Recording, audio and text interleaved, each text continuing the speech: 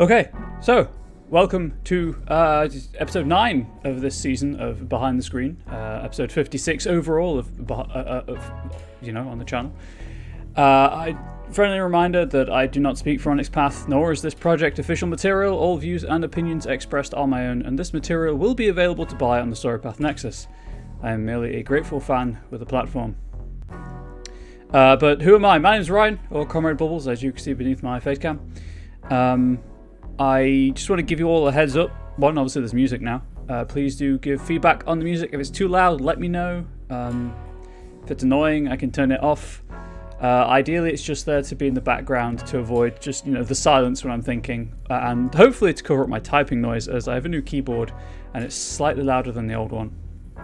And the microphone I use, the Blue Yeti, is notoriously sensitive to sound, essentially. It's a good microphone in some regards, and in other regards it is far too sensitive. The gain is turned down as far as it goes, which is why my voice might be a bit quieter than usual. I'm going to have to raise that up just a tiny bit so that you can hear me over the music, I suppose. But with the gain increasing, of course, the keystroke noise gets louder. So hopefully it's not too bad. I personally I'm not a fan of hearing keystrokes, so the purpose of the show does lend itself to a lot of typing. So there we go. I am disabled. I do experience muscle spasms, which can affect the muscles of my jaw, my throat, my tongue, my eyelids occasionally, which is always weird. But it can lead to unpleasant to watch muscle twitching as my head jerks from side to side, or stuttering and slurred speech. I do have a slight stammer anyway, or stutter if you prefer. Aggravated by anxiety, which, hey, performance anxiety is a thing. But there we go. I apologise in advance if it detracts from the viewing experience, or the listening experience as the case may be. I don't particularly... I'm not apologising for being disabled, because there's no point. But there we go. I do also struggle with multiple trains of thought, so I will generally try to finish one train of thought before going on to the next. However, if you raise a question in chat, I will try to answer that question. I will address it, sorry. I always try to address the questions and thoughts and points people raise. But I will acknowledge I've seen it and continue with what I'm talking about before coming back to finish my train of thought. I just need to move a window across.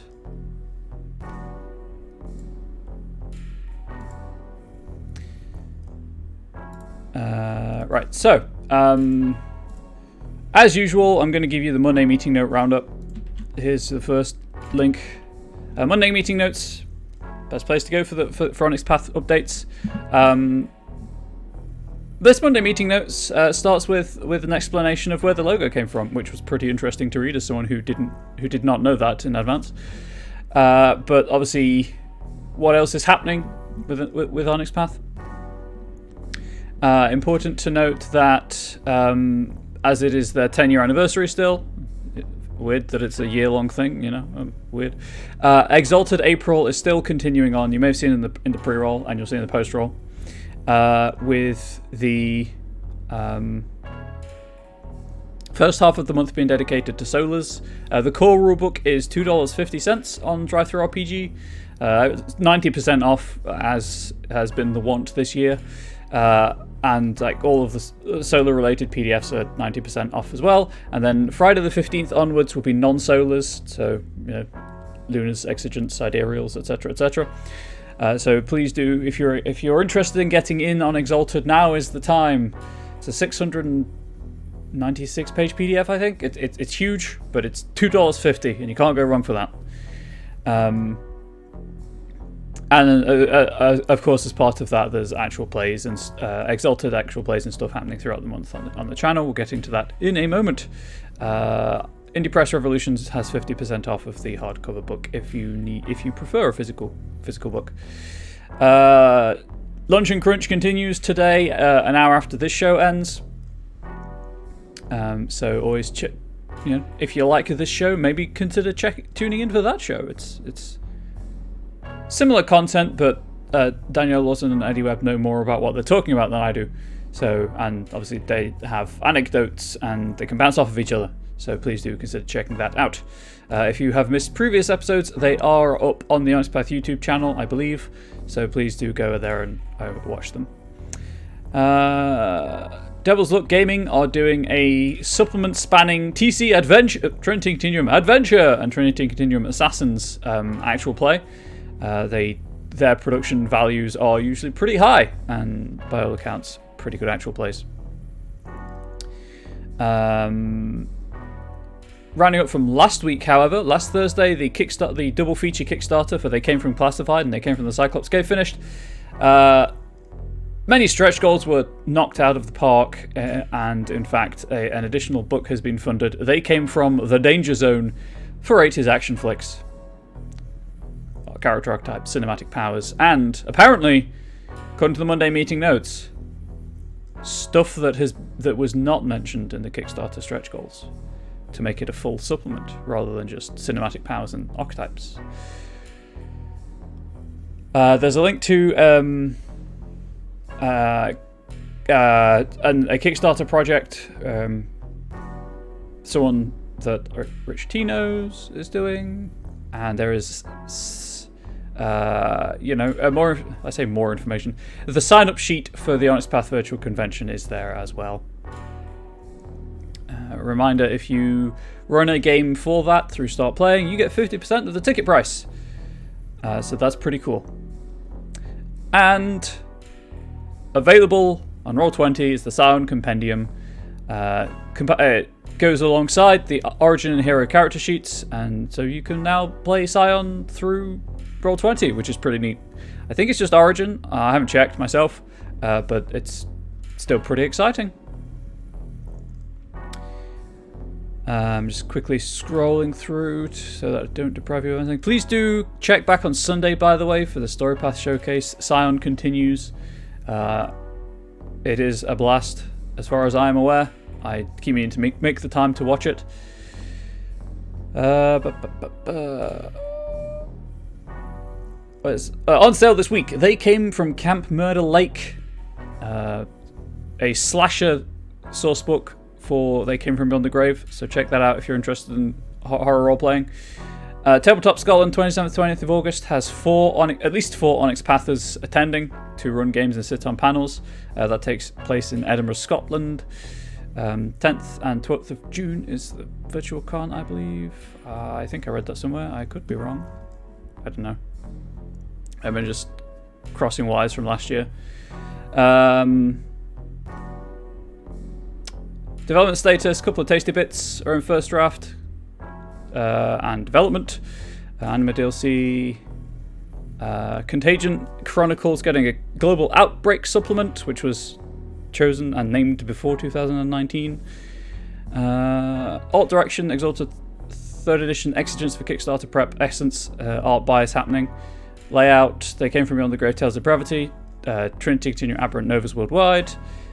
Changeling, Lost 2nd Edition, Kith and Kin. Proofing, Silent Demigod, Squeaks in the Deep Screen, Silent Saints and Monsters. And then at press is largely the stuff that happened last week, including now They Came From Camp Murder Lake, which will be on sale on Wednesday. And apparently Sunday was the 10-year anniversary of the Werewolf translation guide to convert Werewolf the Apocalypse to Werewolf the Forsaken, and vice versa, so that's pretty hype. I do apologise, by the way. I know I'm going to be a bit scatterbrained today. I haven't had a great day, and I didn't sleep well last night, so I'm very tired, very rushed, and very nervous. So things might be a bit loose today. And then the thing that happened during the pre-roll obviously kind of just threw me a lot.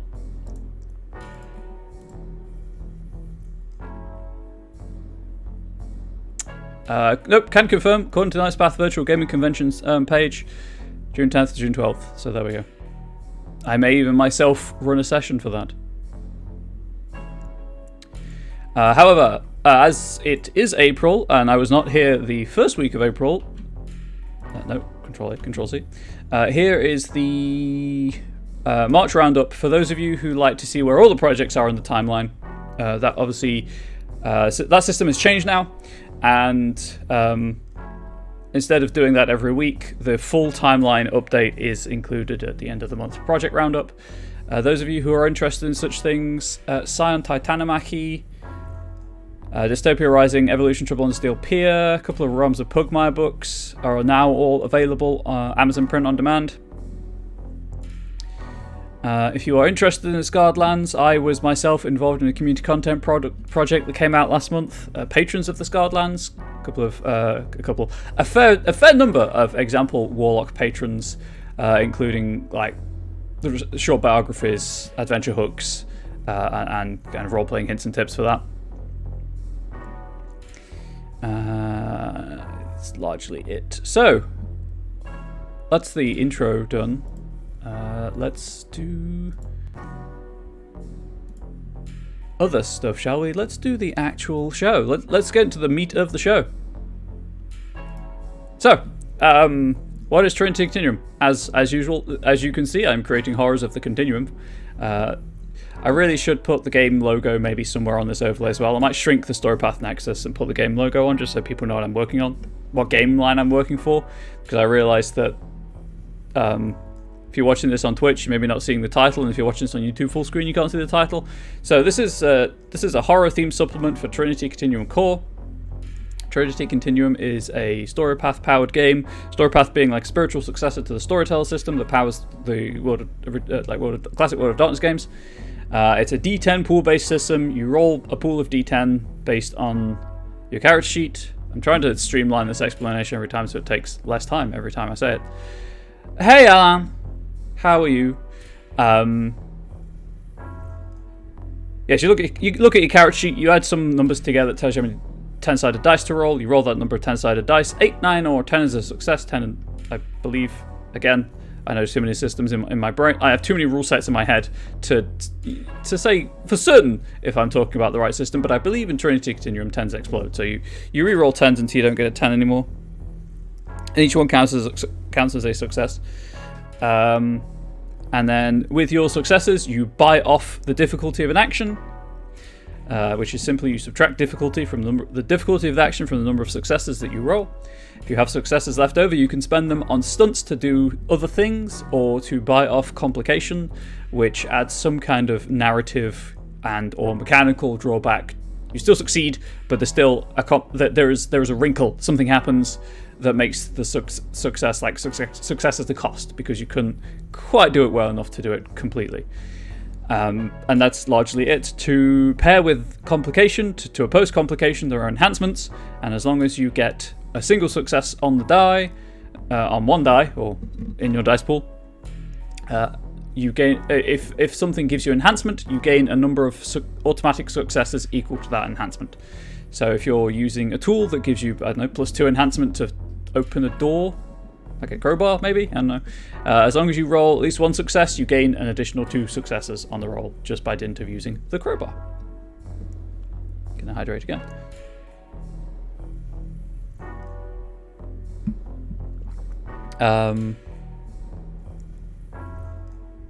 That's the fastest I've ever described the system, and I go into it in more detail if and or when it becomes relevant. But this supplement, Horrors of the Continuum, because it is a horror-themed supplement, I open it by talking about safety tools. Safety tools are incredibly important anyway to ensure everyone at the table is on the same page and no one is going to accidentally trigger anyone or make them relive unpleasant memories. But the whole introduction of this document is safety tools. I also need to zoom in. I do apologize. There we go. Boom. There we go. It's like 2 sides of A4. I'm going to say 1,200 words. Nearly 1,200 words. On safety tools alone, which is a good way to start a horror theme supplement, and any supplement really, if you're talking about genre changing. Now, specifically to note that Trinity Continuum Core, and I'm going to emphasize the word core there because there are different books in the Trinity Continuum game line.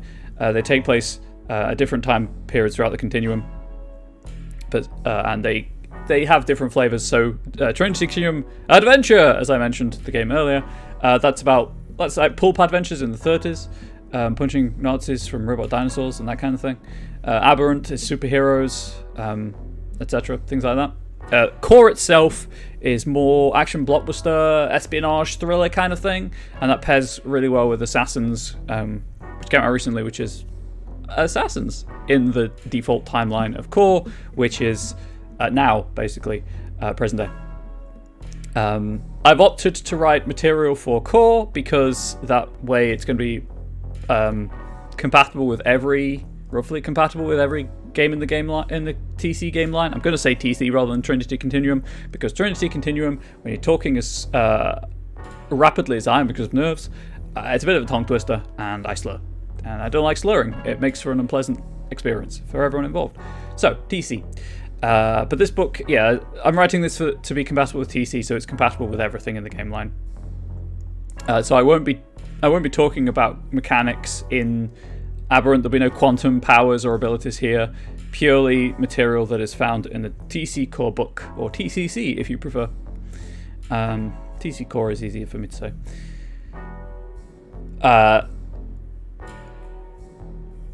So that's why. So to address the original point, TC Core does like espionage action blockbusters, and that's why we're doing a horror theme thing, because it's not a horror game.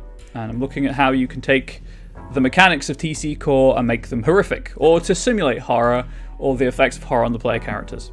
And the safety tools are discussed at length because you're trying to unsettle the player characters, not traumatize the players.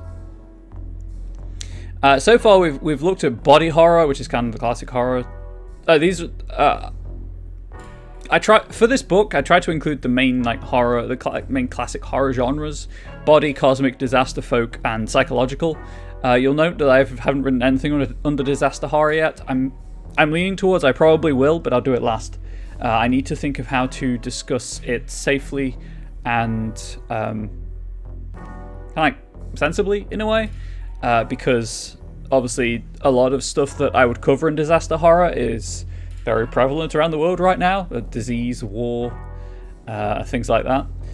It does also scale down. I mean, I realized I never really touched on what disaster horror actually is because I haven't written that section yet, but it does also scale down. I would call slasher movies disaster horror in a way, because there's something is happening in the background, something is going to happen. There is still the time pressure of resources running out and things like that, so kind of I'm going to address slasher kind of games in that chapter as well. I do have thoughts for a bonus chapter, but that's a surprise, and I'm not going to spoil it here. I may also add sample NPCs to flavor each genre, just 2. I've done a 2 everything here, and I don't see the point in breaking that pattern. So yeah, I may once I've done the bulk of the document, all the horror genres that we've got here, I may go back and add NPCs for them before going through and writing the secret chapter, which I'll do on stream, so it won't be that secret. Looks left and right conspiratorially. I might be adding a comic horror chapter to the supplement. The microphone's right in front of my face for games like Scooby-Doo. Just if people might like that. So yeah, that was conspiratorial. That's between just us, Twitch and YouTube, I guess. More on that later. So there we go. So I've covered body horror. I've covered cosmic horror. We're currently on folk horror. I actually need to go up here and copy paste the title because I'm lazy and can't be bothered to type it out. So in theory, you should still. I'm pretty sure you'll be able to hear the keystrokes still, but because I type quite quickly.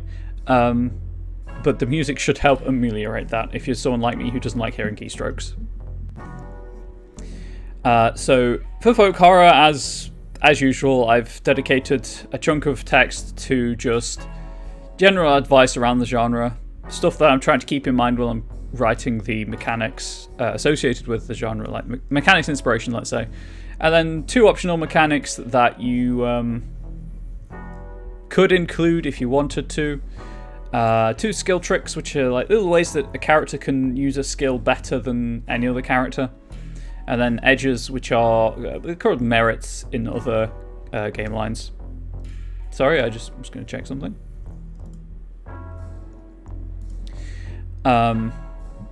And today's episode, today's stream, if you will, is going to start with gifts. Gifts are not something that every character has access to. So in Trinity Continuum Core, as it suggests, is a core rule book. You can take the rules in that book and play the average person on the street without any supernatural abilities or anything. But at the back of the book, included, I believe, and to confirm this, you can go back and watch a previous episode of the show where the voice of Senpai, who notices me occasionally, did confirm or did say that talents were included to add more like bang for the buck in the core rulebook. At the back of the book are talents, who are people who have supernatural look or minor reality altering abilities, or are otherwise minorly enhanced and can do stuff beyond the realm of peak human physicality, I guess. To the point where there was an interesting discussion, I think it was in the Aberrant Discord channel, Aberrant channel on the Onyx Path Discord server, where like super scientists in the future could look at tech made by a talent and be like, I don't know how you did this and I can't figure it out, just because talents are weird and they kind of break reality in that way. But talents have gifts, which are their supernatural abilities. That's a long-winded context. So that's what we're going to start today. We'll probably finish that today and may get started on psychological horror. But there is really only one way to find out what gets done. I will also say that if you have any questions, as it says to the left of my to the right of my face, I'm pointing left. That's my confusion. That's my bad. To the right of my face, if you have any questions about running role-playing games, or writing community content material, or just writing material in general, whether it's for community content purposes or not, please do ask. The text and the document and all of that stuff, that will take as long as it takes. This is primarily a community-focused show. The writing is just there to generate talking points and to be practical examples and to give me something to do rather than talk to myself for 2 hours. Well, an hour and 50 minutes-ish. So please do feel free to ask. It doesn't have to be about TC Core. It doesn't have to be about what I'm working on. It can be anything. I've had people ask for feedback on their own content with snippets being posted in chat. I've had people suggest better ways of doing what I'm talking about because I'm only one person. And before I get started in earnest, I will again say that one of the best things that you can ever do when writing material, this applies when writing homebrew, but also when editing your own material if you are unfortunate enough to have to edit your own material. Definitely talk things out loud. Because talking is slower than writing most of the time, it allows you to kind of work on what you're talking about while you're writing it. And it certainly, writing this during this show, it's incredibly helpful because it gives me that moment of inspiration where I start writing the idea down, and then the time it takes for me to talk and to type it, to talk on typing it out, or type it out while talking about it, allows me to examine it for potential kind of flaws or ways I can polish the mechanic or what I'm writing. But enough talking. Well, not enough talking. The show is me talking. Let's not beat around the bush. This show is about me talking for 1 hour and 50 minutes-ish. But let's get started with gifts, shall we? I'm going to, in fact, move the PDF that I'm referring to the monitor below the webcam. So I look kind of like I'm looking at you, chat. I see everything. But I'm actually looking at a PDF, don't worry. Also, hello, friendly FBI agent, I guess. Gifts, here we go. So, I've already got culture and survival tricks, and the social and physical edges. I kind of need to know what I'm going for here. So, folk horror is about being alone. It's about the thing in the woods, and I'd like, as previously stated, I would like an active and a passive gift. Do I want to see? Well, Stabledios, it depends how much of a heckling mood you're in. If you're not in a terribly heckling mood, welcome. If you are not, no, I don't really want to. Nah, you're welcome here all the same. Again, please let me know how the music's going. I can make it quieter, I can make it louder, I can stop it if it's annoying. It's just there to provide background texture for your ears. Isolation, being alone. I mean, obviously the immediate thought for an active ability would be to summon something, whether a fog or the thing in the woods, or like minor air quotes blood magic effects from sacrifice.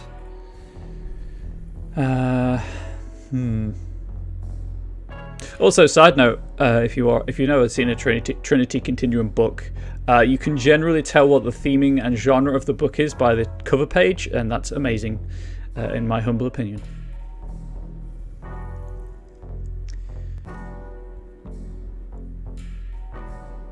I suppose, hang on, I need to be careful now because I don't want to repeat things I've already done, and there is some overlap between cosmic and folk horror. So my gifts in cosmic horror were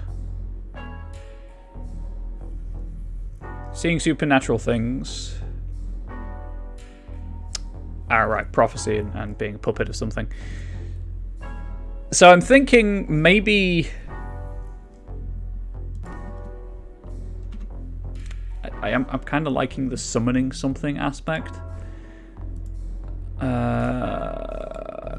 Please bear with me while I check something in the rulebook. I think there are sample antagonists, right?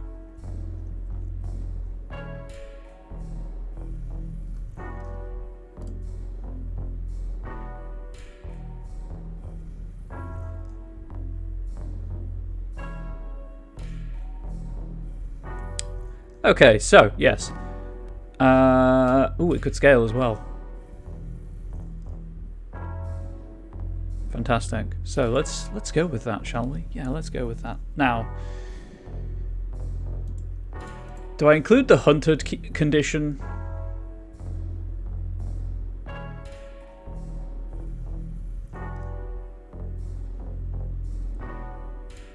That's something to think about. Anyway, so what would this be tied to? Oh gosh. I mean, blood magic, I guess, ties to stamina most closely. But it could be culture, it could be enigmas. Hey Zach Rules, how you doing? What are these currently tied to? Enigmas and resolve. Stamina and command. I've already got culture here.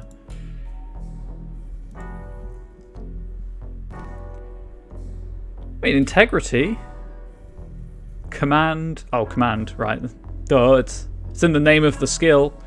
Egypt. Okay, so command. Yeah, so new keyboard. I've had to move the microphone, so I might readjust things a little bit occasionally so I can better reach the keyboard, because the microphone is kind of in the way, I'm not going to lie. And it's also obscuring my view of the solids of the middle of the keyboard, so I might have to do this so I can see what keystrokes I'm hitting while I still get used to the keyboard. What are we going to call this gift? Let's just call it Creature of Blood.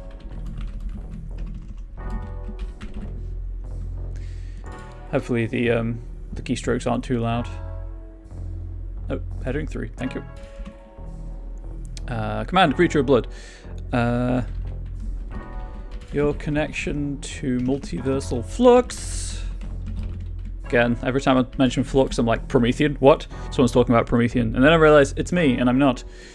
I've also missed the word to there. Your connection to multiversal flux and your knowledge of... I'm going to call them hidden rituals. Occult has too many negative connotations in the Western world, although it literally just means hidden. And dark is a moral judgment that you know, it's moralistic. It's going to be different for everyone. So call it hidden. Your connection to multiversal flux, your knowledge of hidden rituals, allows you to create homunculi, and I'm going to spell this the British English way.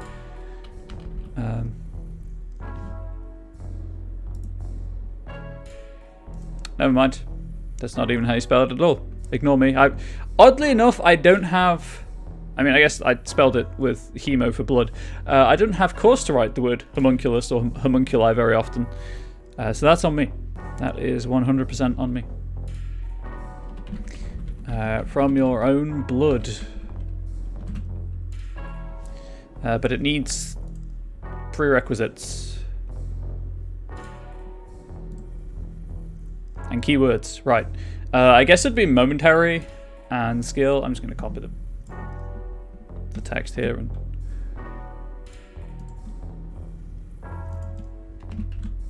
because it's not a passive, always on effect. It's something that you have to do. Skill, command, prerequisite. Let's say command 2 and stamina 2, just because you're doing blood magic and you kind of need the blood there.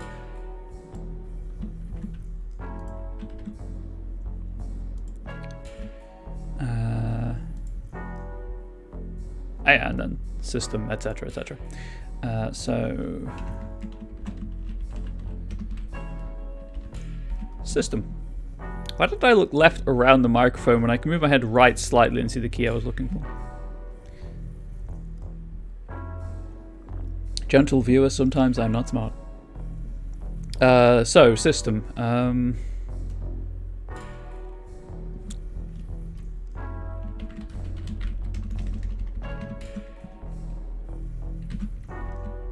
What? No. Don't save. Oh dear, that might have shown my email address.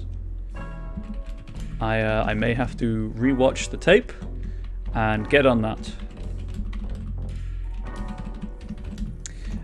Once per scene, you may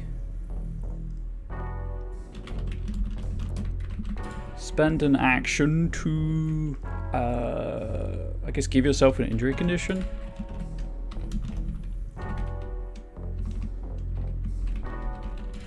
I think it's capitalized. Please bear with me. Now my brain is like freaking out that I might have just doxed myself. Wonderful brain, wonderful. It wasn't a great day to begin with. Also, when I was making the music earlier, because I made this, I accidentally threw some samples together that they were very creepy, and they gave me a headache after a while. Injury, right, that's what I'm looking for. You know, I could just look on the character sheet. Doesn't help, it's all caps. Injury conditions 106 to 107. I just need to see them in the body of the text. Because everything is capitalized.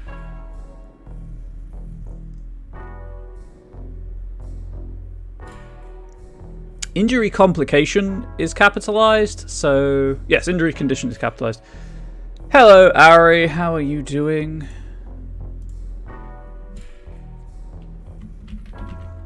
Give yourself an injury condition.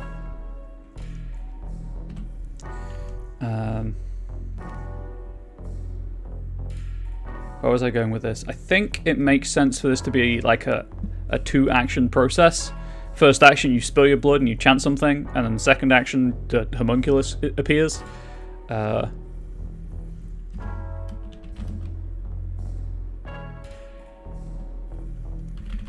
focus the inspiration within you via a short incantation, phrase, or meaningful sound of some kind. My email address was not shown. Thank you, Stable Days.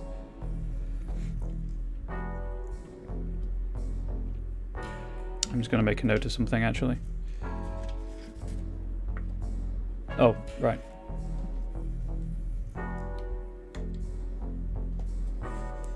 don't worry, I trust you. This is just something entirely unrelated, but I've been meaning to make a note to do it, and I've only just remembered that like, I've only just had time to actually do it, so.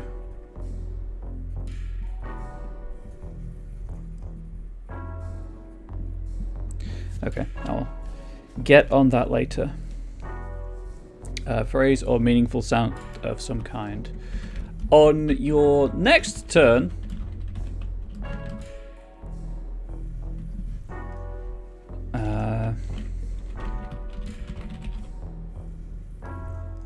you may spend a point of inspiration to create a minor NPC. Right, I think. Or minor character, I guess technically it would be called.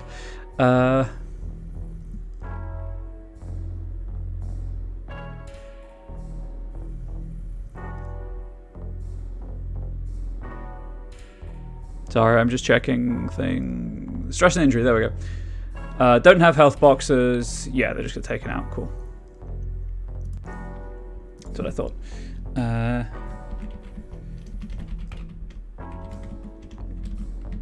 With a primary, that's not how that's spelled.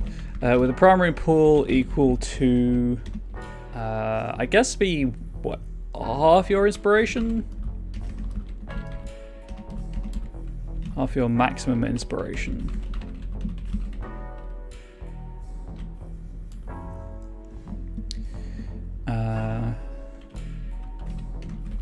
When you create this, so that should be minor character.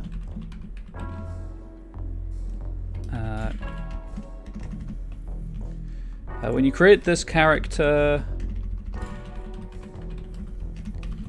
you determine I guess, its purpose.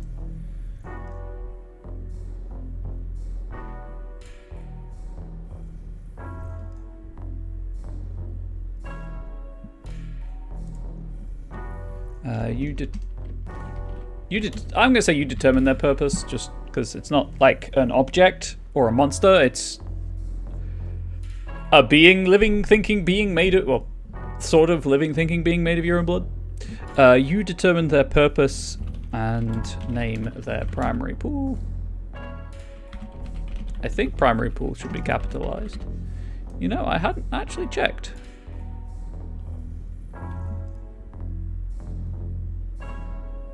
Yes. You name their primary and secondary pools. Oops.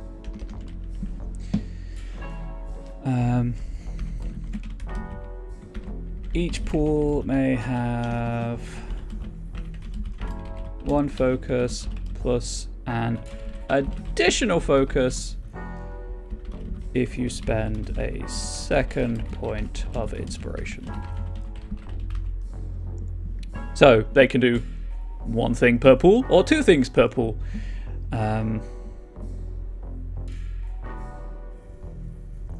I guess that put this under the GM's control. This character is controlled by the GM. Story guide, SG, sorry. It's controlled by the I'll type out story guide. It's controlled by the story guide, but is friendly to you and your allies. Towards you and your allies. I'm trying to talk as much as I can to cover up the keystrokes. Obviously, hopefully the music is helping too. It's controlled by the story guide, but it's friendly towards you and your allies. When this character would be taken out, which is a very aggressive way of putting it, or reading the phrase taken out, you may spend a point of inspiration to, let's say, as a reflexive action. On your next turn, to reform them as they were before being taken out.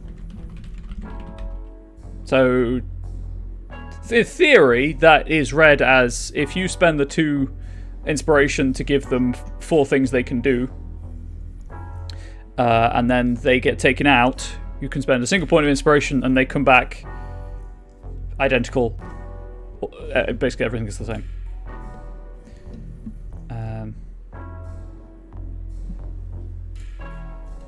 That seems like a... Does that seem like a folk horror thing? I don't know. That seems more like a body horror thing, but I like it, is the issue. I like this idea. I'm going to hydrate while I think things through.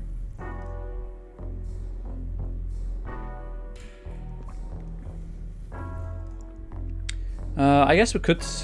How could I tweak this to be more folk horror?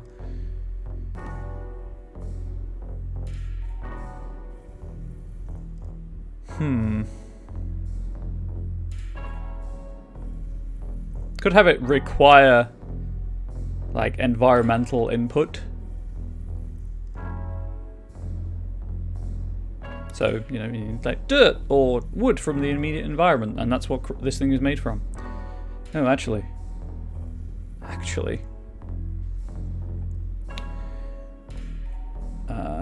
Create a mana character with a primary pool equal when you create this character, you determine the purpose, and then this character is comprised of material found in the immediate environment.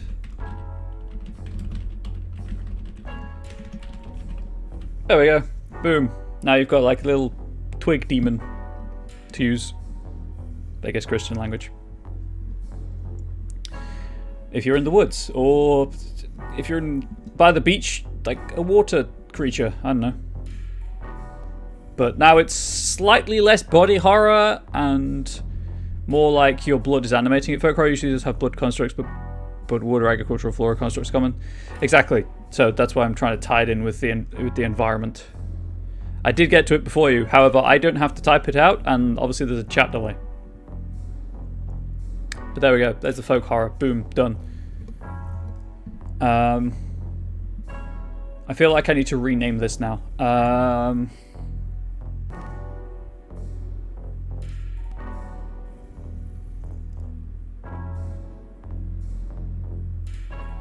Create construct, maybe?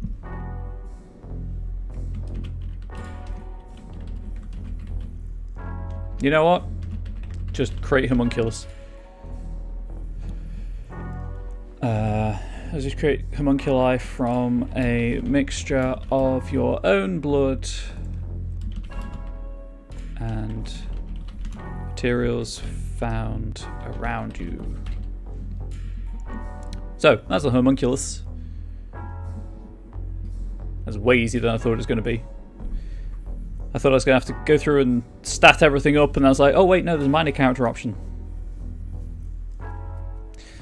Right, something I may do.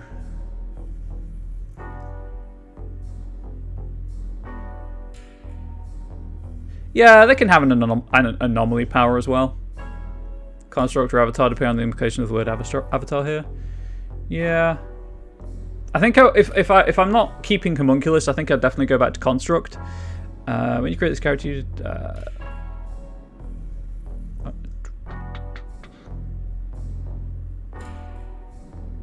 controlled by the story guide. Okay, so that should say and controlled by the story guide, but is friendly towards you and your allies.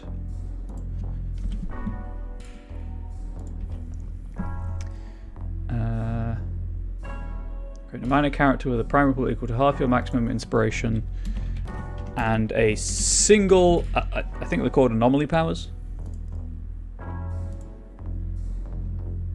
Yes.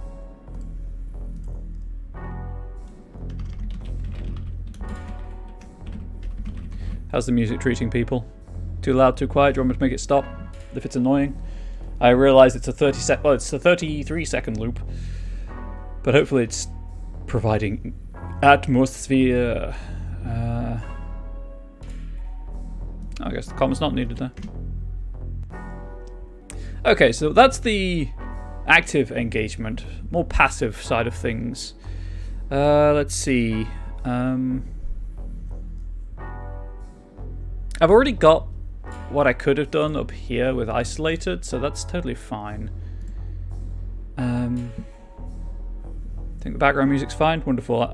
It's hard to tell with volume side of things. Like, I can record myself with it on, obviously, and I did, but it's all personal preference and stuff, and I was just trying to make it as comfortable for the widest variety of people that I possibly could.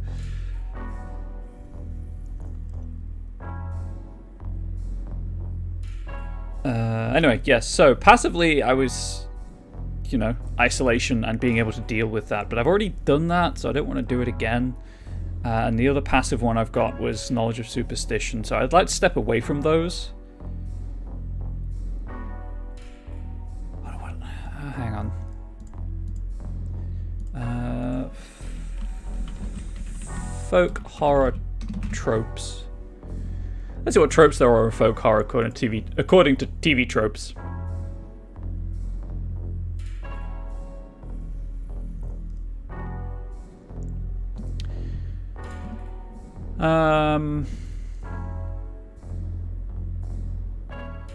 Sadistic clergyman, true danger, badass preacher, period piece, city mouse, town with a dark secret. Maybe magic, maybe mundane. Ooh, hello. Is that a thing I can do with?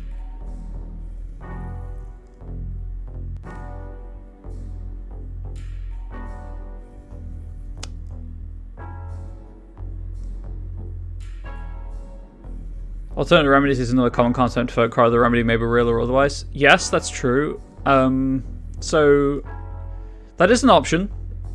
Another option would be a talent whose talent is tied to temporarily kind of going to the maybe magic, maybe mundane thing, where their force of belief is so strong that they can temporarily render something magical mundane.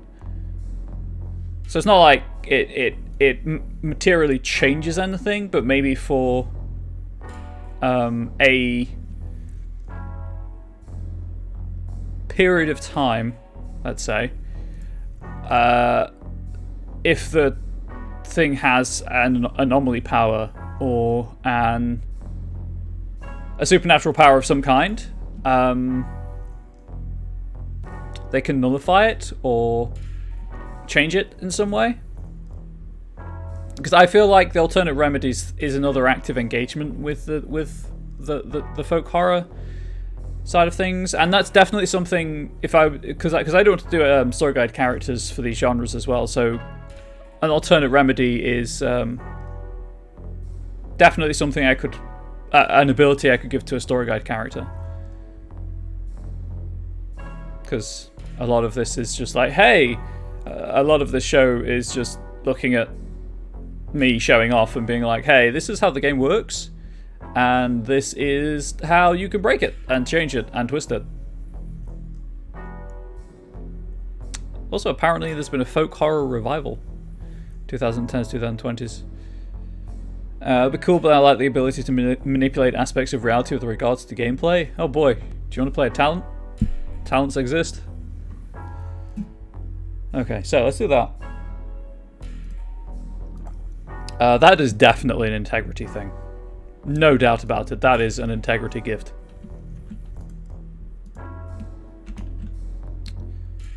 Because I feel like composure and resolve I could make the argument for both of those, but integrity, yeah, we'll just go with integrity.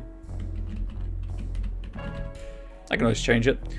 So skill, integrity. I guess this would be a constant thing because it's always on. I'm just going to check the official guidance in the rulebook.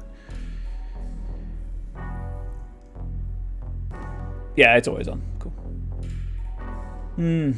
No. It would be momentary because, again, it'll be inspiration expenditure.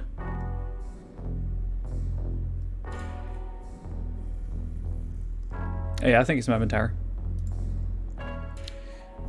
Integrity, that's not how you spell that word in the slightest.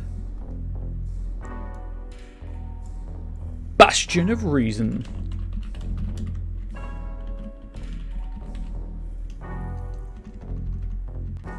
Hang on, let's do it the other way. Bastion of Irrationality, because that way you can take this as 2 different gifts and it has 2 different effects.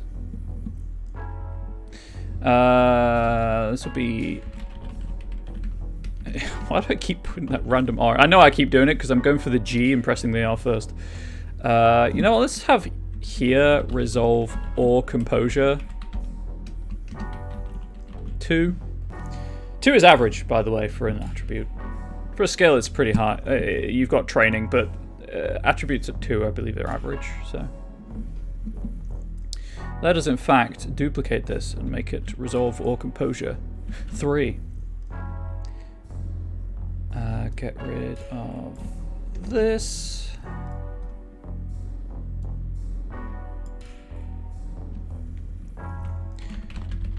Something about you.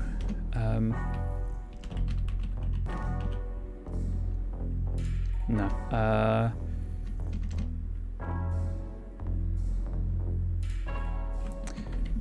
I'm trying to write something generic and vague that covers both versions of the gift.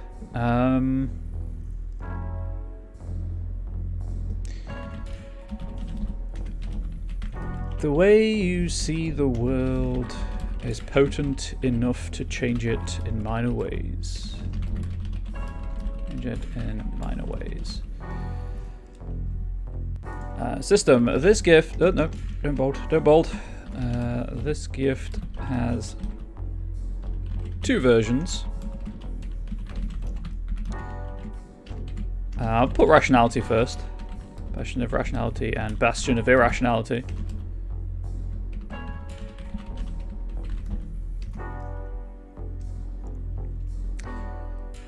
This gift has 2 versions, apparently.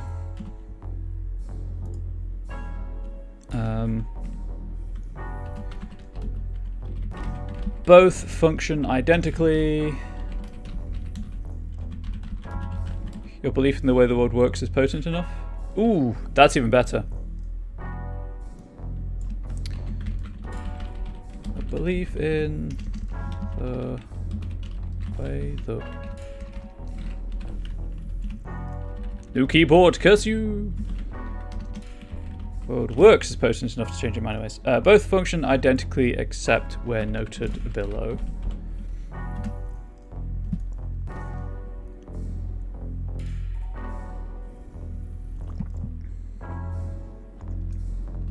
Okay, so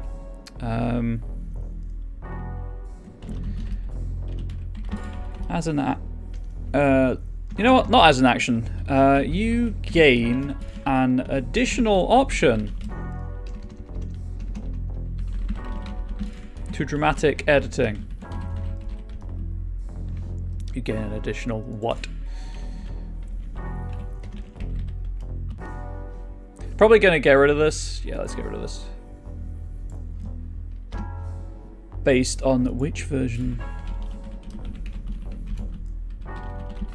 of this gift you have. You take both of them and you just go crazy. Okay. Get additional options to dramatic editing based on which version of this gift you have. If you have Bastion of Rationality, you may spend a point of inspiration to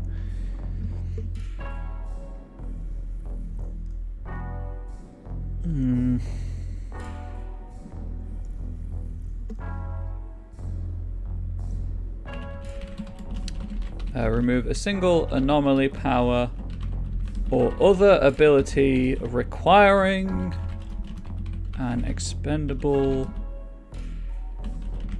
reset. No. To remove a single anomaly power or an ability requiring an expendable resource.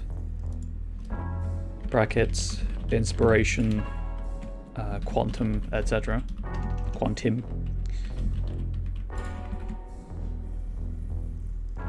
Only 2 versions of the gift. Why not allow taking it to grant both abilities? Mostly just flavor. The way I'm thinking of it is, like if you have Bastion of Rationality, you are so focused on being able to explain the world around you that it sort of nullifies the monstrous aspects of it to some degree. And then if you take it the other way, Bastion of Irrationality, you're so focused on seeing the monsters in the shadows that they actually become real. It's more just I like the focus of it providing flavor. There's no reason you couldn't take both. I just feel like if you have both options available to you, then the flavor of it is lost in a way.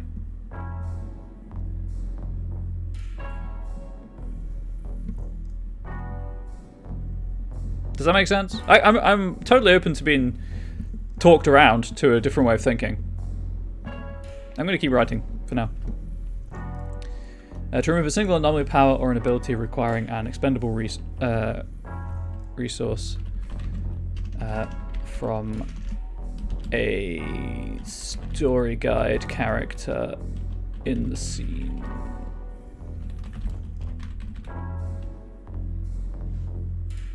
This effect lasts... No, this effect lasts even. Lasts for the duration of the scene.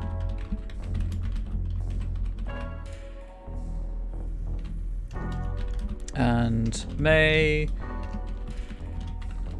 be applied to... may only be applied one... may only be applied to each character once per scene.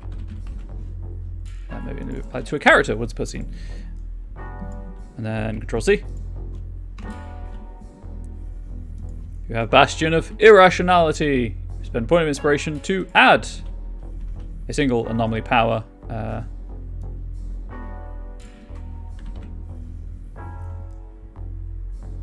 a story guide character in the scene. This effect lasts for the duration of the scene. May only be applied to a character once per scene.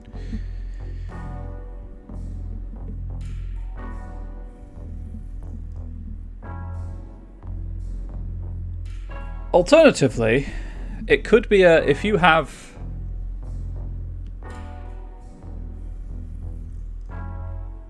draw comparisons to Consensus Paradox and Major Markavian's Madness, though, where it's the force of belief and will which causes reality to be different in specific circumstances and otherwise. Yeah, I'm just looking at the sheet. It could be tied to amount of inspiration, I guess.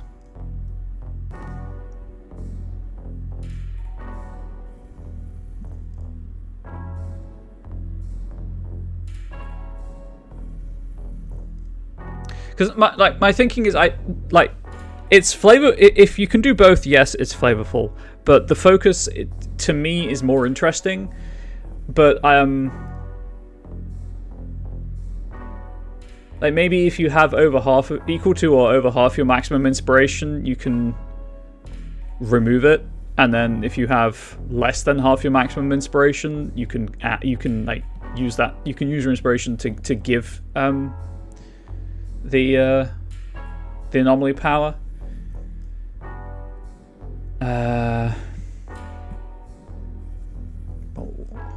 Well, narratively though, what would that be? What would that reflect? I mean,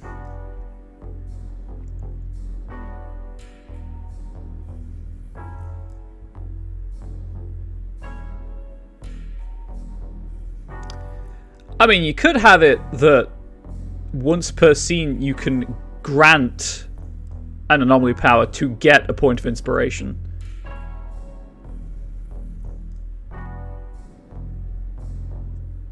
And then you can only use the gift once per scene, but you can use it either as the extra dramatic editing or to get a point of inspiration, but you're making things worse for yourself by doing it.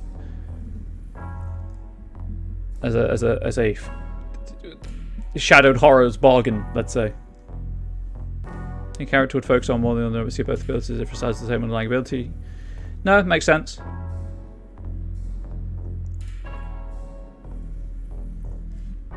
You can't even think of a way to reword this. So that's gone. This needs rewording.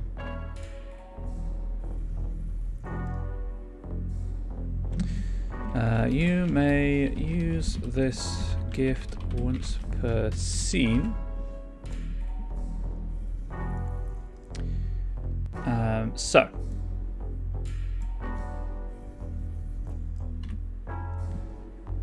You may spend a point of inspiration as dramatic editing. This effect lasts for the duration of the scene and counts as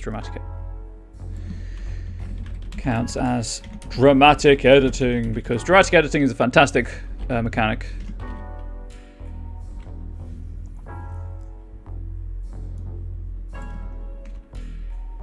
What did I do? I pressed return. That's what I did.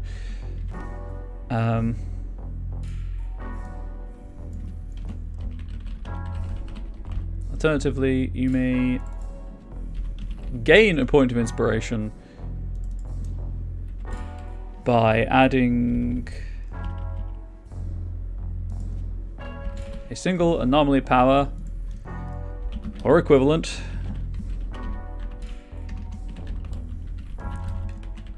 of the story guide's choice to story guide character in the scene. This effect lasts for the duration of the scene.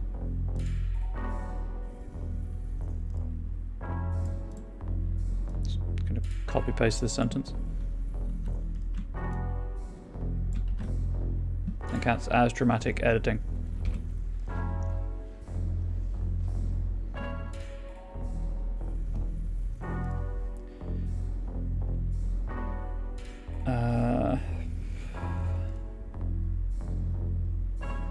Kind of want to include us. Obviously, the GM needs to curate this bit as reality has rules, even if different. You won't have run into chemistry's horrid reality problems. Yes. Well, once per scene and counting as dramatic editing, and like anomaly powers are very small effects anyway.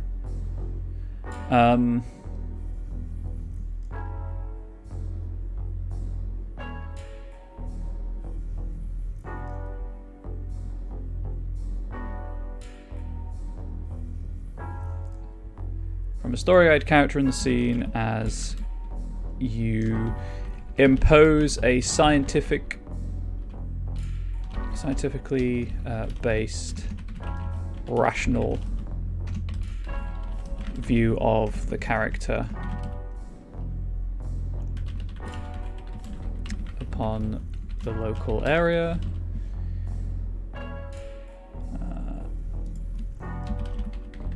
As your fears and worries manifest on the character. I guess. It's a weird sentence, but I'll change it in post.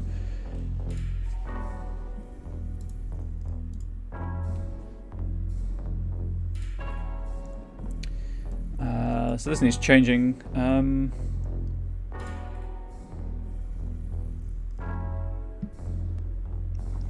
Let's go with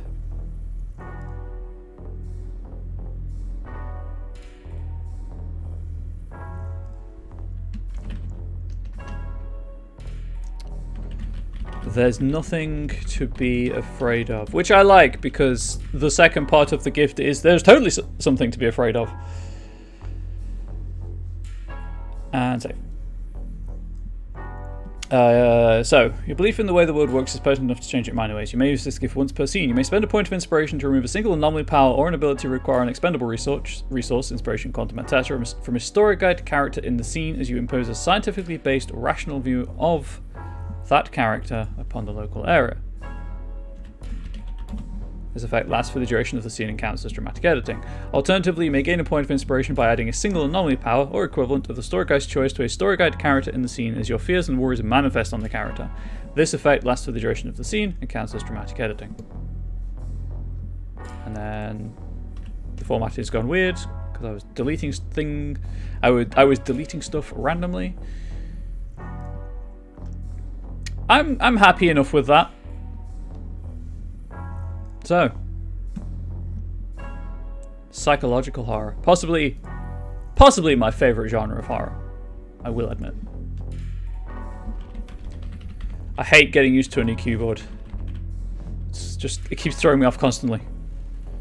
I mean, I like it because it's nice not to be on a laptop keyboard. Like, this one has an angle and the keycaps are raised and they're rounded and everything, but still.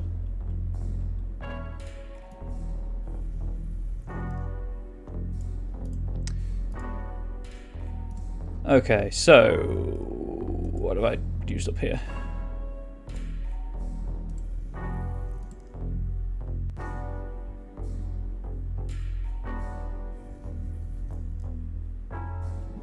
Yes, so let us say, you know what, I'm just going to copy that paragraph and then change details. According to Wikipedia, accessed 1204 because I'm British, and we put our month 2nd. Psychological horror. Side note, I've been signing contracts recently for some projects, and in order to get around the question of which would the employer prefer, month or day first, I've just been writing it full. I haven't been doing, like number/number. I've been writing number/month name. Side note, I've always really liked reality editing as a horror aspect because it is literally the unknown key aspect of horror. Oh yeah, most definitely. Anything to upset expectations is real good. I'm gonna have to get rid of so many hyperlinks. Good lord. Okay, so first of all, we're gonna indent this.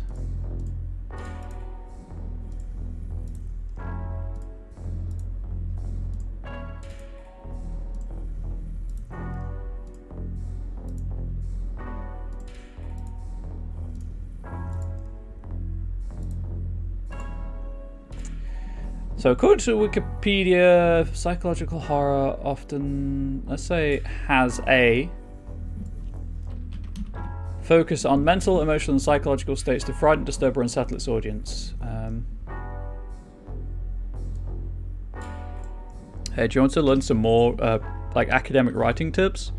Square brackets when you insert your own things. It often uses mystery elements and characters with unstable, unreliable, or disturbed psychological states to enhance the suspense, drama, action, and paranoia of the setting and plot to provide an overall unpleasant, unsettling, or distressing atmosphere. Works. That's a good working definition of psychological horror to be at least getting on with. And then we remove the indent. So, psychological horror has a lot of overlap with cosmic horror, and a lot of the advice provided in that section of this supplement applies here as well. Year, month, day works best with graphical sorting. It has the benefit of people being able to figure it out regardless of which side of the pond you're from. Does it? I mean, to me, yeah, it makes most sense that you would just reverse the order, but some people might think it's year, day, month if they're used to having month, day, year.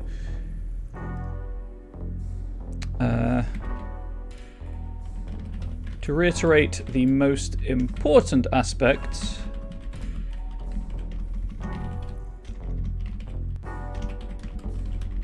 before diving into a brief exploration of the genre,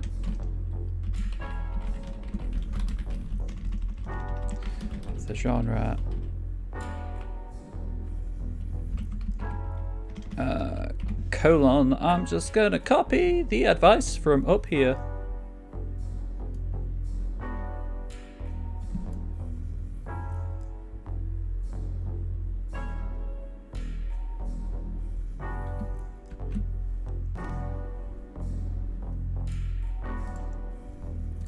Why was I clicking in a different window? I'm not smart, chat. To reiterate the most a lot of overlap with cosmic horror, particularly in the field of mental illness. A lot of advice to reiterate the most important aspect of driving people.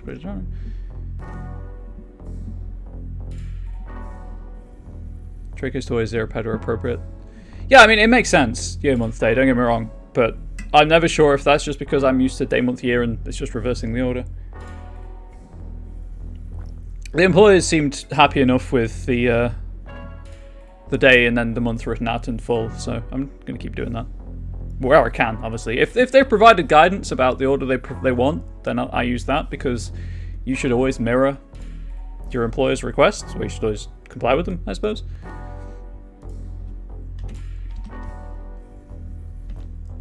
Okay, so to reiterate, as psychological horror does deal with mental health, do your research, make sure you're not portraying an exaggerated version of the symptom of mental illness or that your character may be suffering from. And 2, do not name the mental illness. This often leads to research into and portrayal of all the symptoms and effects of that illness.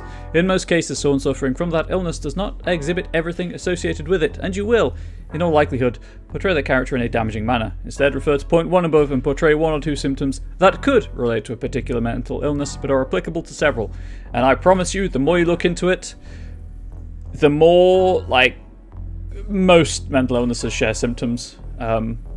It's a thing that I take my hat off regularly to therapists and psychologists and psychiatrists and everyone else involved in mental health who looks at the scattergun of symptoms and goes, well, it's most likely this, because that is not easy to do. Or doesn't seem easy to do. Obviously, once you've got the training, it might make it slightly easier, but still. From the outside looking in, hats off to therapists. Don't give them day, month, year format, they get very confused. Oh, I'm aware. Anyway. You do have the DSM. And occasionally it gets updated. And it's a very large book that you could quite feasibly murder someone with. Not that you should. Just saying. Anyway, back to psychological horror.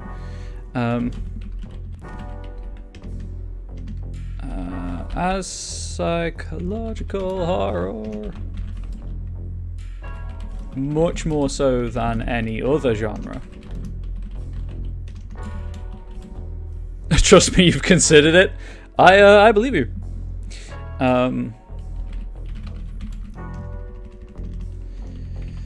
Is likely to cross into other genres. Please be aware of the advice given here.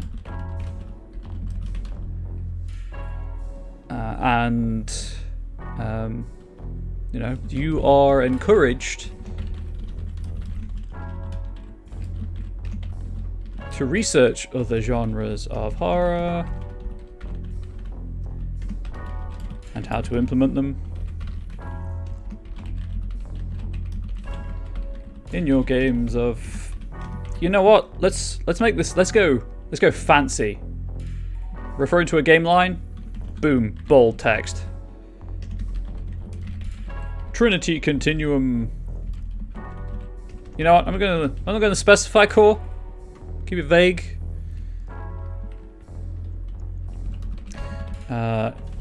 In order to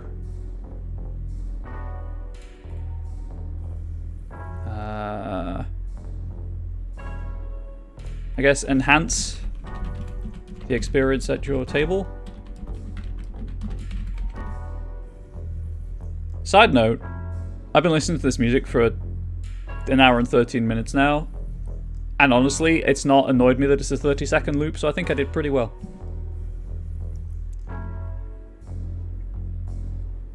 Because there's some music that loops and you're like, gosh dang it, I'm sick of listening to this by now. But it does.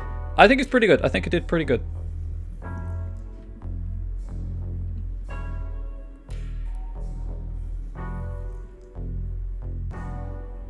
Apart from where it loops. I need to fix the bit where it loops, obviously. But I didn't have time to do that earlier.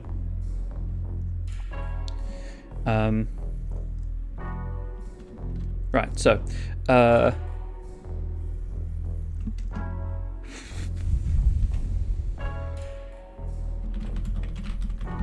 main things to avoid when telling psychological horror stories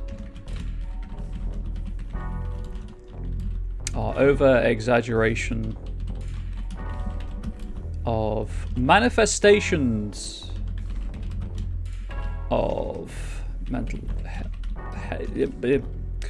mental illnesses and their disorder and their symptoms. There we go. Words. How do I word, chat? How do I word?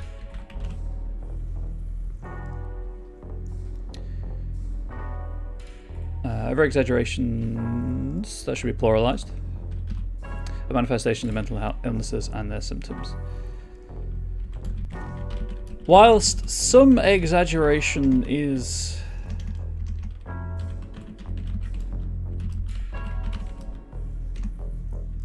likely going to happen due to the nature of the genre,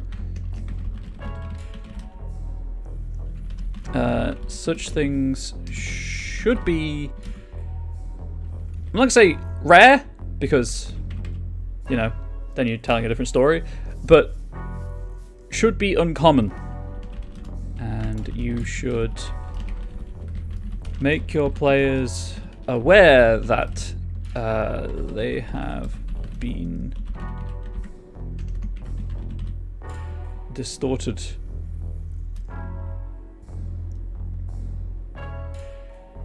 You know, the more I write this document, the more I realize that the Dragon Games horror theme supplement, I'm not naming names, has the, hey, these are tropes, just avoid them,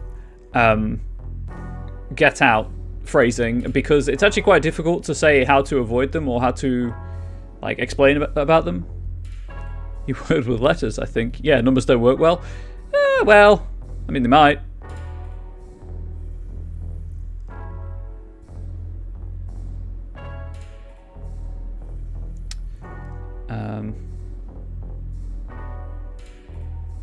To make your players aware that they have been distorted and that they do not accurately reflect real-world examples. Oh, also, while I'm thinking about something, that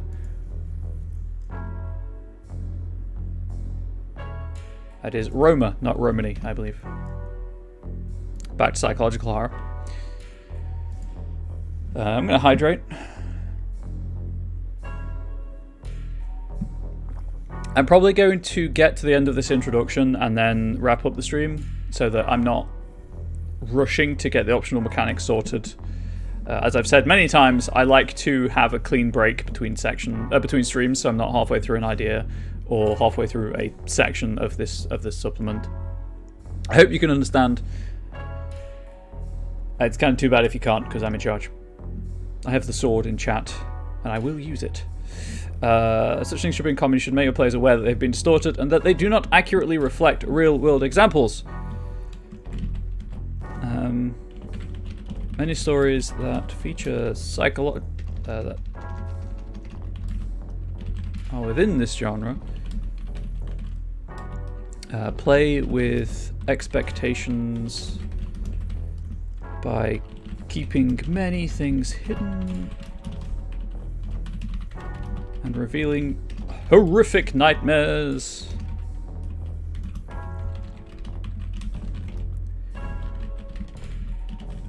And everything seems safe. ... Except when they break with convention.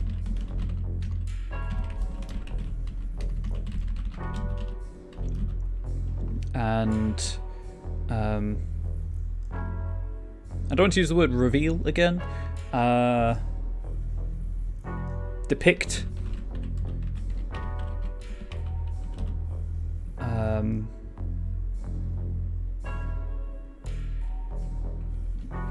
Multiple monsters or events that, you know what?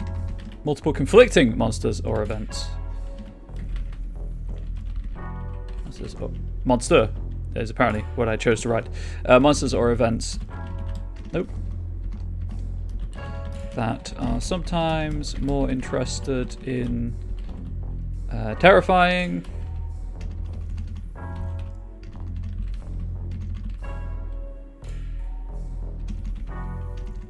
Why can I not spell today? There we go. Terrifying or otherwise interacting. That needs to be a subordinate clause with each other than with PCs.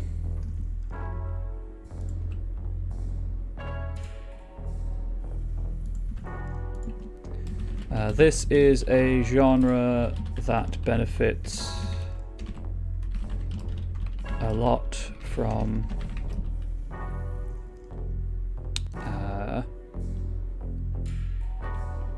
encouraging the PCs, let's say,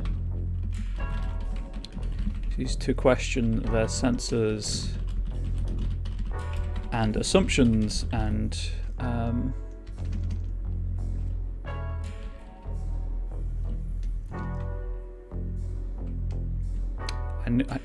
I knew where I was going with this, and then I ran out of thought halfway through. This is a genre that benefits a lot from encouraging the PCs to question their sensors and assumptions. It's not rewards. It's more like occasionally, like they are just seeing the raw and varnished truth of the universe. I guess only... nope. Occasionally permitting them to see the whole truth of the situation. And then I need to read chat because something posted. Personally, I don't think mental and behavioural issues should be avoided, but it does require players to be able to separate real life and game. There's a reason why the Blood Darkness books describe themselves as games for mature minds. Oh, most definitely.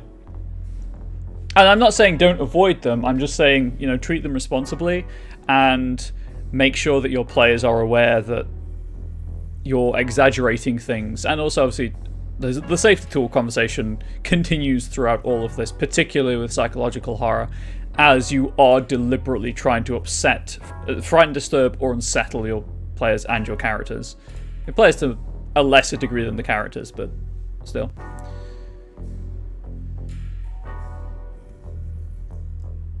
Messing up with typing today? Hey, that's fine. You know, you're watching me type live, and you can see me messing up my typing.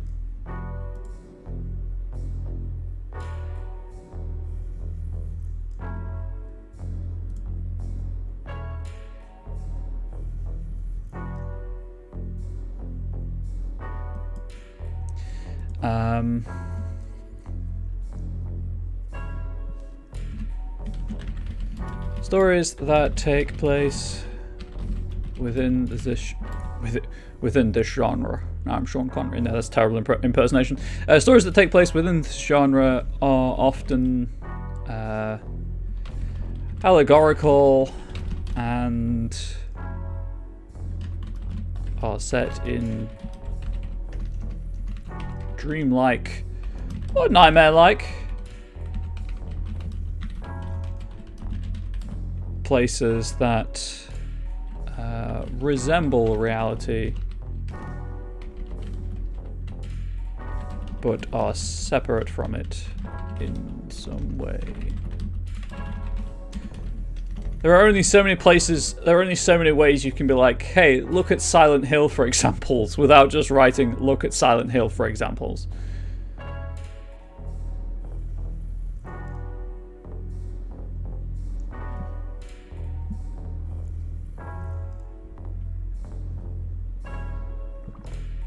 Separate from it in some way.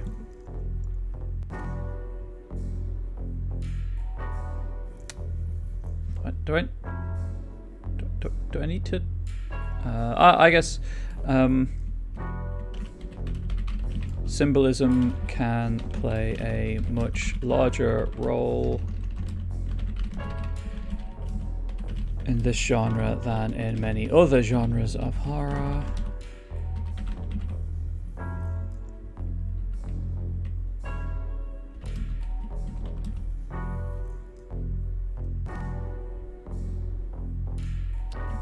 But is often directly contrasted by blunt, immediately evident. I guess immediately evident.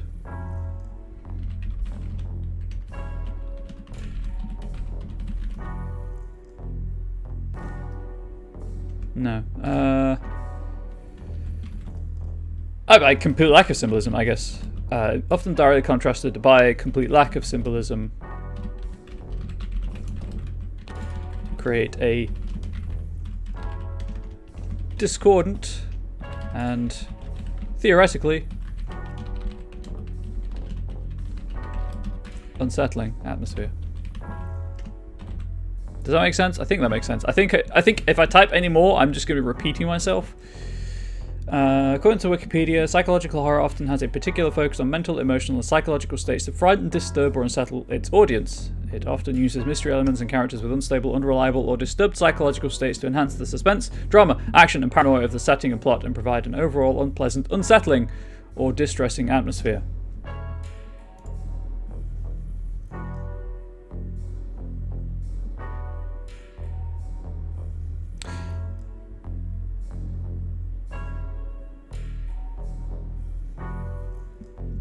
Psychological horror has a lot of overlap with cosmic horror, particularly in the field of mental illness, and a lot of the advice provided in that section of this supplement applies here as well.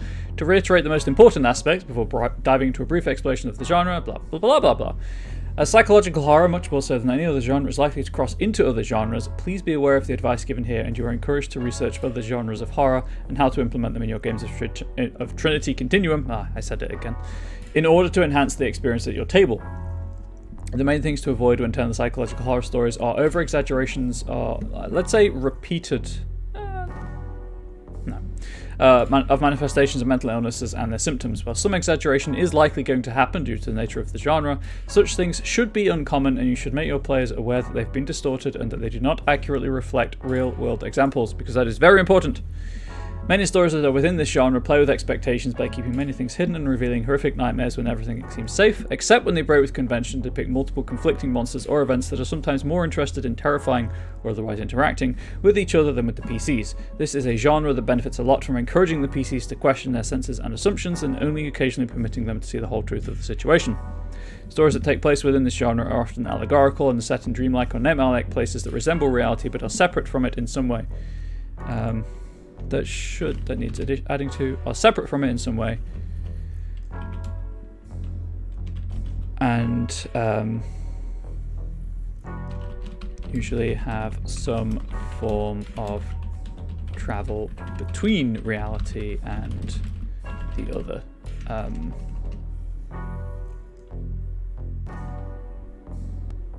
I literally nearly just wrote Otherworld. I have a problem, okay? Don't judge me.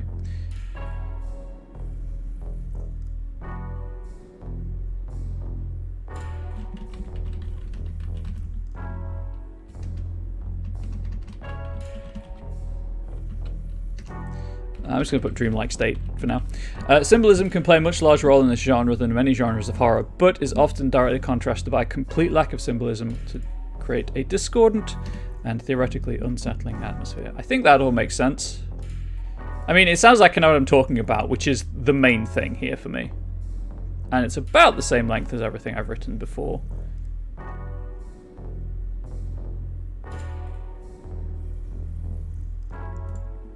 Save the work because it's very important. And because I haven't mentioned it yet, why not? I've got the time. Let's mention it again. If you are writing your community content, use headings. The navigation pane helps with document navigation so much.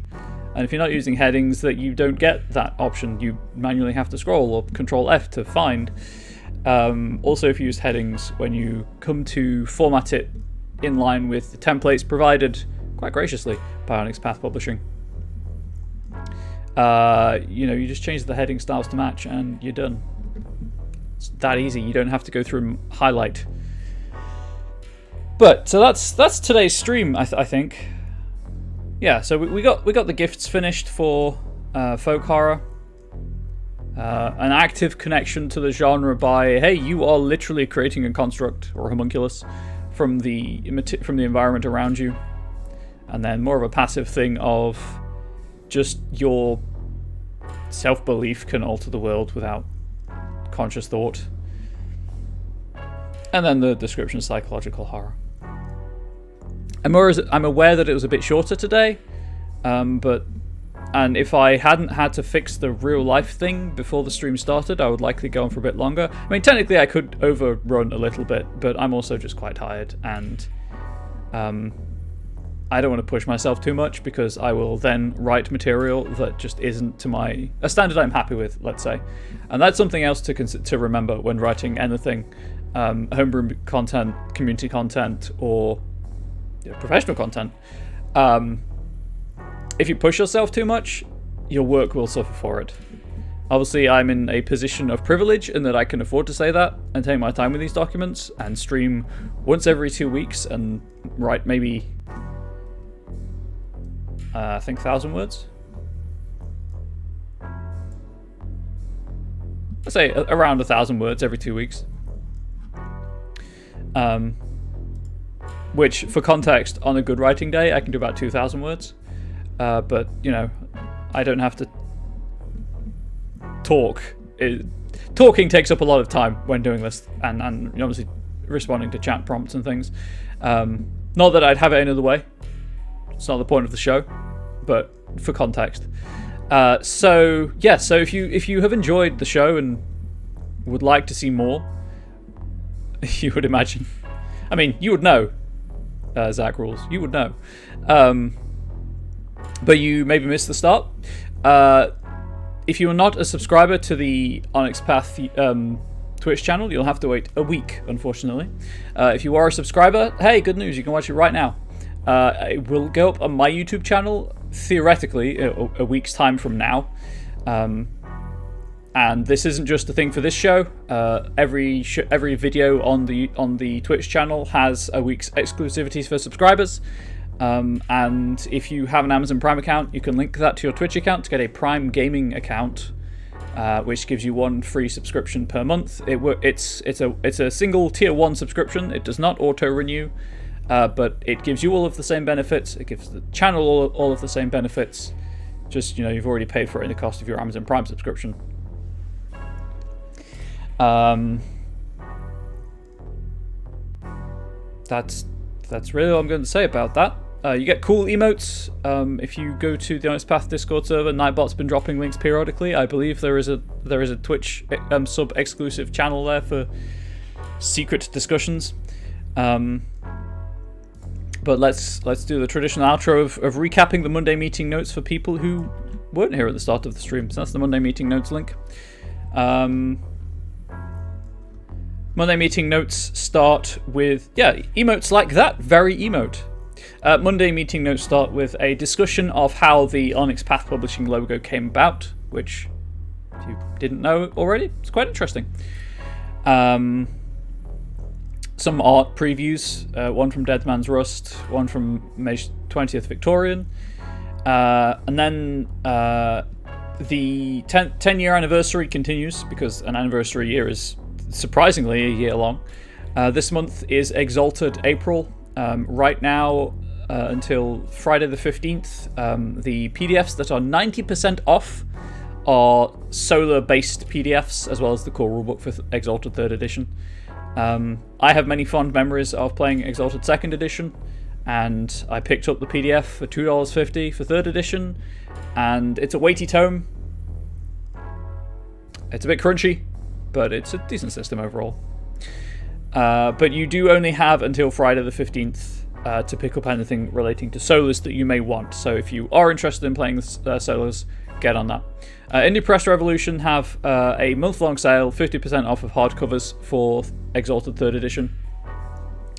In about an hour and 15 minutes, Lunch and Crunch will be airing. Danielle Lawson and Eddie Webb, quote, have lunch, drink, discuss tea, talk about eyeballing game systems. Obviously, they have anecdotes and can feed off of each other for their show at 12 noon Eastern.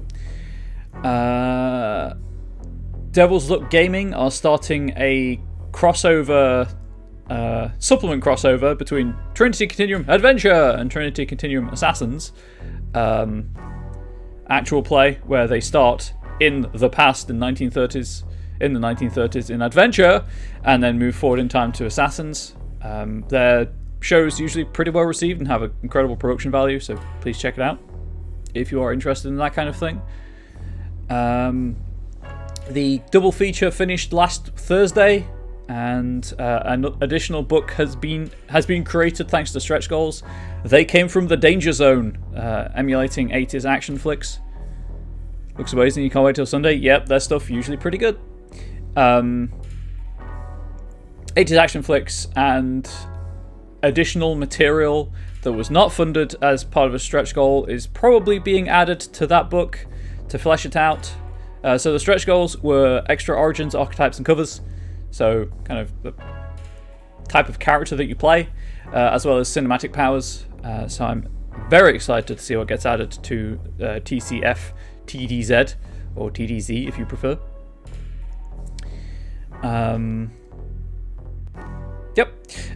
Third Onyx Path virtual convention. Panels continue to get set up with guests and ideas. GMs, DMs, storytellers, and story guides can sign up now, however. You know what? I'll drop the link. Sure, I can do that. I'm a mod. I've got that power. If you want to run a game, you do need to create an account and start playing.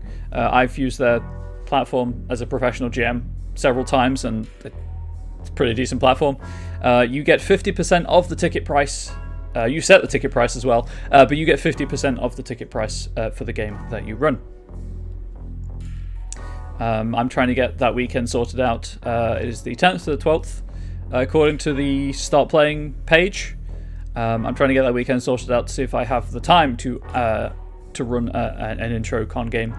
So we will have to find out in the future. Then there's some Squeaks in the Deep artwork.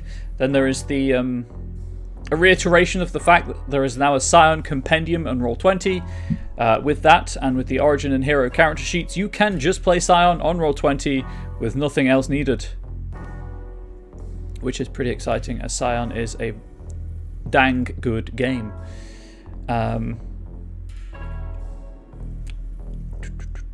After this show, of course, there's this Lunch and Crunch.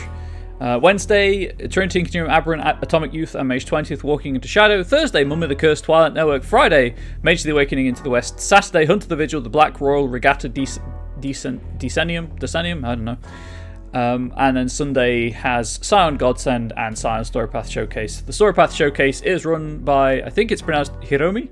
I think their name is pronounced Hiromi. Kota, the developer, I think, for Scion. And that's a lot of fun to watch. Media highlight of the week, unsurprisingly, being Devil's Luck Gaming's new TC actual play. On Wednesday, you can totally purchase They Came from Camp Murder Lake sourcebook for use with They Came from Beyond the Grave if you prefer your horror more slasher themed than Hammer horror themed, as Beyond the Grave is a Hammer horror themed book. At least 4 Onyx Pathers will be at Tabletop Scotland, 27th and 28th of August 2022. That takes place in Edinburgh. I would very much like to go because it's a lot easier to get to Edinburgh than it is to get to PAX, but it is still very far, unfortunately. But if you go, please do consider saying hi to the Onyx Path members. They'll be running games, setting on panels, generally being great people because they seem to just hire a lot of great people. And that's largely it. If you want to look at where every project is in the timeline, the latest updates for everything are in the March release roundup. And then, of course, there's the development status updates for this week, being a couple of new tasty bits for Scion and They Came From. Shout out to Travis for pitching They Came From Bikini Beach Party. TC has a tasty bit, Earth Orbital Habitat for Aberrant.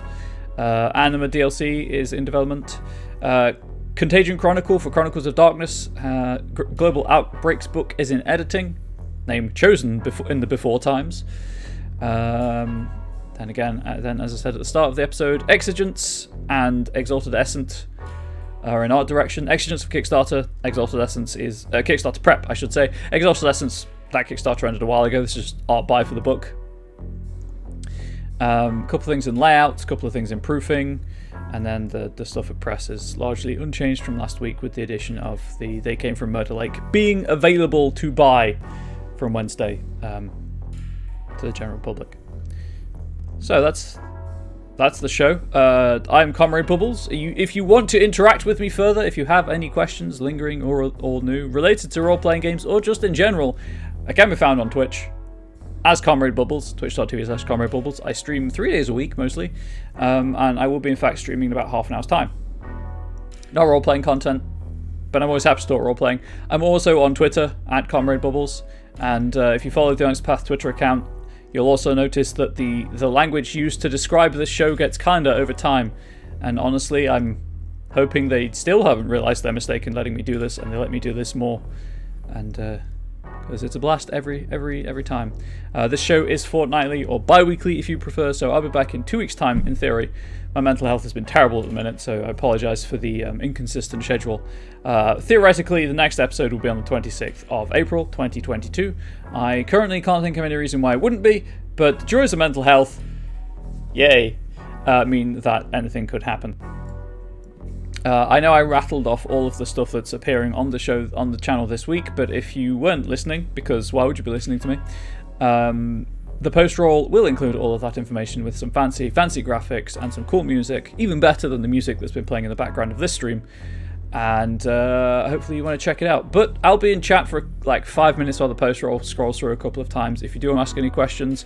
But all that remains is to say thank you for being here. I really appreciate the support. Having people watch this show fortnight in, fortnight out. Yeah, I guess bi-week in, bi-week out doesn't quite sound the same. Is, you know, it's nice that I'm not screaming into the void. Makes me feel like I know vaguely what I'm talking about, and that I might be helping people with kick off their own career. Fortnightly would require me to try staying in a fort more than a fortnight. In fact, I would need a fort first. Hey, you've got pillows, right? Make a pillow fort or a blanket fort. But until next time, which obviously I hope you tune in. I hope you enjoyed this stream. Until next time, from me to and your loved ones, please do stay safe. Please do stay healthy. Please do stay wholesome. And pay your pets, because all pets are good pets. And I'll see you around.